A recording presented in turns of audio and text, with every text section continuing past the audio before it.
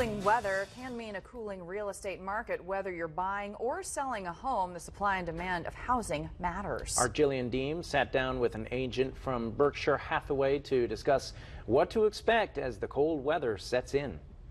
This summer, the real estate market was hopping. It was a seller's market, but now that the weather's cooled off, has the market done the same? That's the question we're asking Berkshire Hathaway HomeServices Indiana Realty Trusted Advisor Craig West joining us in today's Real Estate Rundown. Okay, Craig, that's the question. It was hot this summer. Absolutely. Is it going to be cold now? Well, we're in our traditional seasonal market right now, where traditionally we slow down a bit. But I will tell you that we saw the basic law of supply and demand this year, especially in the entry to mid-range price range of the homes out there. And traditionally, that's what we're seeing as we go into the winter months. So at the end of the third quarter across the state, we're still seeing that basic law of supply and demand right now, where we saw a 2.8% increase in closed homes, but we're seeing about a 2% decrease in the number of listings coming on the market. So that influence is still out there even as we go into the winter market. Speaking of those trends, okay, if you did have a crystal ball, which we all wish we had, sure, what would be your projection, based on what we saw for the last 24 months? Right. What would you think we're going to see? Well, we're going to see much the same as what we've seen here in the last 24 months. We're still going to see a decreased inventory of available properties, especially in the existing homes, but also in the new construction as well. Coming out of the recession, the builders have been very conservative about building new homes, so we're still going to see that influence as we come in.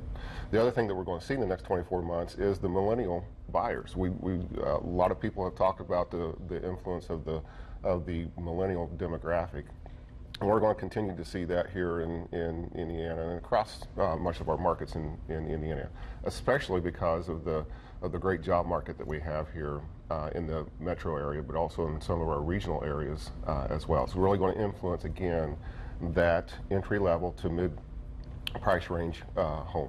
With a lot of those millennials, being first-time home buyers, things like that, the question always is, do I work with a realtor, and who? There's a lot of people out there. What do you always tell people when they ask, why should I get your help, or what can you do for them? Sure. So really, there's a lot of strategy that goes into both buying and selling a home, and especially in selling a home. You really have to understand both a marketing strategy and a pricing strategy that goes into being successful in reaching the subjective goals and needs and wants that you have as a home seller. So it's really important to understand what the buyer activity is and then relate that to a strategy that's going to really help you in the area that you're at.